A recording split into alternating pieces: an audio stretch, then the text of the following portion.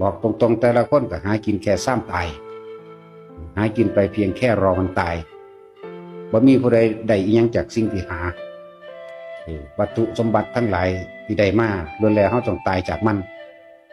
มันก็อยู่กับโลกคือเก่าเด้อของพวกนั้นเงินทองอยู่กับโลกคือเก่า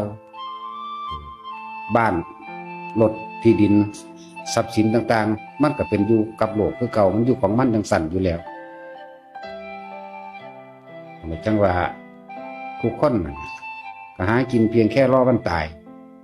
หากินสืบกันไปเพียงแค่ตายรวยทรัพย์สินเงินทองของภายนอกก็เจ็บป่วยเหมือนกันปวดหัวห้อนหนาวเหมือนกัน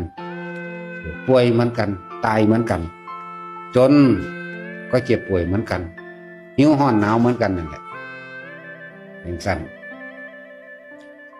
คนที่มีที่ทำมาหากินอยู่แล้วอย่าไปคิดว่าเจ้าของเป็นทุกข์เด้อมันบ่ทุกข์ดอกทุกข์จริงๆนะใจของเฮาไปเป็นผู้สร้างขึ้นมาว่า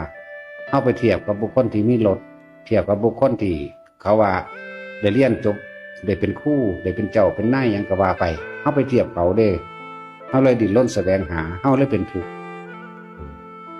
กข์ใจพี่เด้ทุกข์ทั้งกายจริงๆนั่นน่ะแต่เฮาเข้าใจเปรียบเทียบว่ากูก็เฮ็ดหน้ากินเองเป็นกูก็ปลูกผักปลูกหญ้าได้ปลูกกล้วยได้หาอยู่หากินใส่เบ็ดใส่หม้องกลางดางตึกแหเป็นนี่แหละกลับมาดูแลปู่ย่าตายายบ้านเมืองเจ้าของกลับมาซะอย่าไปดิ้นรนหยังเกินไปต่อดิ้นไปก็ดิ้นมากับดิ้นตายนั่นแหละ